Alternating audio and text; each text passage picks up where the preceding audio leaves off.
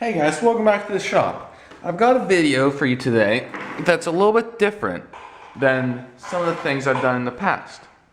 It's about something you may have heard of, you may not have heard of, probably haven't heard of, but you may have.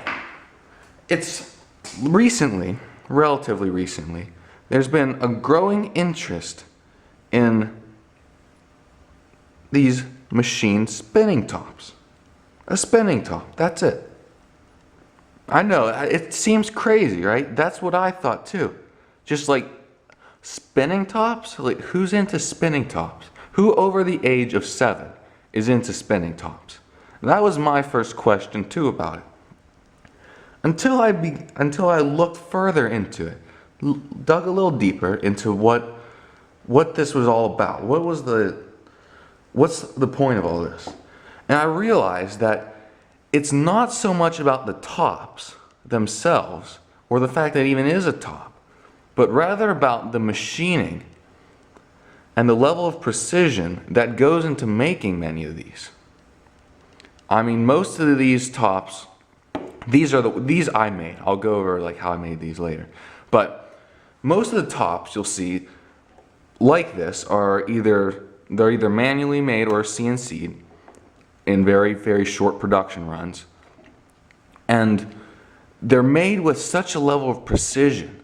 It's like mind-blowing in some cases. I mean, some of those tops that are made, nothing you'll see in everyday life is made to the level of precision that these tops are. Or it doesn't have, like I said, it doesn't even have to be a top. It's just something so precisely machined to such a degree. I mean, you compare this to something like a Ferrari or a Bugatti, a really, like the highest of high-end sports and supercars. I mean, they aren't even made to the level of precision that these tops are machined to. If something the size of a car was made to the level of precision, all around precision that these tops are made, it would cost millions upon millions upon millions of dollars. That's how much care and time goes into making these.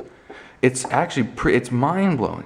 So instead of spending millions upon millions of dollars to get a car that's built to a car that doesn't even exist, built to this level of precision, you can spend $100 or so on something like this that'll fit in the palm of your hand, that you can look at and like ooh and ah over and even spin it. So more about these spinning tops. In my opinion, there's been a few makers that have emerged that have started making these tops. But in my opinion, by far the best is a guy named Rich Stadler and his company named Billet Spin. And he actually has a YouTube channel also named Billet Spin where he talks about the tops and shows the new models coming out and everything. And some of the stuff he makes I'll roll some pictures for you here. They're just way, way above my head on he makes his on a CNC machine all programmed and everything. So that's way, way above what I can really do here. But some of that stuff he makes it's just so impressive. I mean, the level of precision and care that goes into all of it, especially that one he made called the Wraith, that one-of-a-kind piece with, what was it? With the Timascus and the tritium, glow-in-the-dark tritium tubes. I mean, it's just crazy. And so like that, I said, many of these tops, they'll blend certain materials. Like this one is aluminum and brass.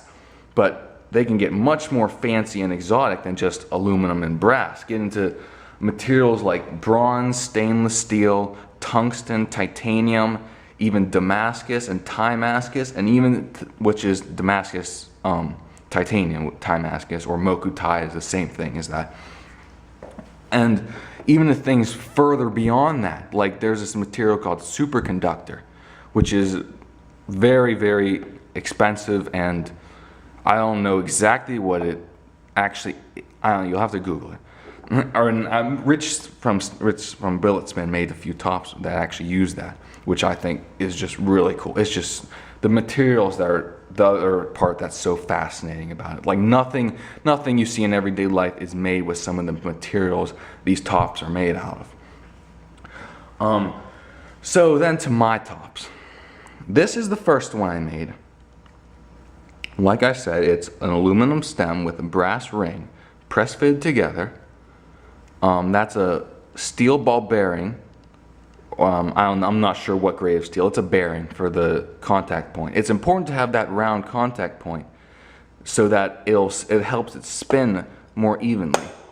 Because when it's just like a point, like most tops are, that top always wants to fall to one side or the other when it's spinning. But when it's a sphere, even all around, it'll naturally find that the point it's on will always be like a uniform point, even if the top is tilted a little bit as it's like going around or something. This is the first one I made. It's by far the longest spinner I've gotten this. By the way, that's another thing I wanted to mention. How long would one of these spin for? A minute? 5 minutes? 8 minutes? 10 minutes? This one I've gotten to spin for over 15 minutes on one spin, just like that. 15 minutes and 40 seconds, just spinning like that. I don't actually know how much this does weigh. That is something I probably should find out. But, I mean, that just pretty much blew my mind. It went that fast. I mean, 13 minutes is considered impressive by any top. 10 minutes is impressive, really, by any top this size. 15 minutes is just impressive by like pretty much all standards. This is the second I made. This is probably my favorite one. This one is solid brass. If this camera will focus, you can see some details. But I have knurling on the stem up there.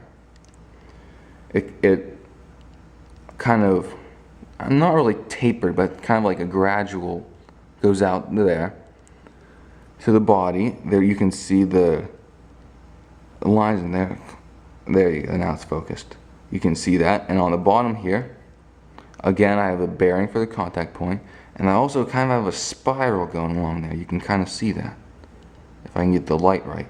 You can see that spiral I've machined into there. This one spins pretty nice too. This one gets like, that was a bad spin. This one will get like 5 or 6 minutes out of it. Because it's a smaller top, of course, it's just not going to spin as long. But I do like that one, because this one's only one piece, it spins much smoother. Because when you press fit in like this, I can't really get it perfect. But, and then these are a few others I made. But that one's got the holes drilled in, kind of cool. This one really doesn't spin too well though. And this one I was trying to make something heavier to get a longer spin time, but I ended up making it way too heavy. This is blued steel. And I've gotten about 12 or 13 minutes out of this, but it's just too heavy. You can't get it spinning fast enough. So one last thing before I say thanks for watching is I'm going to show a video of this top spinning. I've taken a video separately of this one spinning, and something pretty amazing happens. So I'm going to roll that video right now, and then you can see for yourself.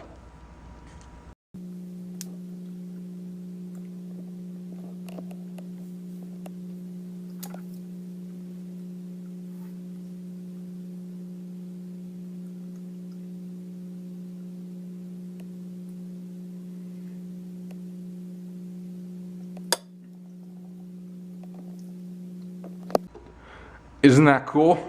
It actually stayed standing after it stopped spinning. That just blew me away, and it did it many times too. I mean, because even when it's spinning, you can see it wobbling a little bit, because the press fit isn't perfectly aligned, but it still stayed standing, and that's just mind blowing to me. Like how can it do that? How can it balance on that sphere? That's just crazy. Crazy, I don't understand it. Anyways, thanks for watching. I appreciate it, and I'll see you on the next video.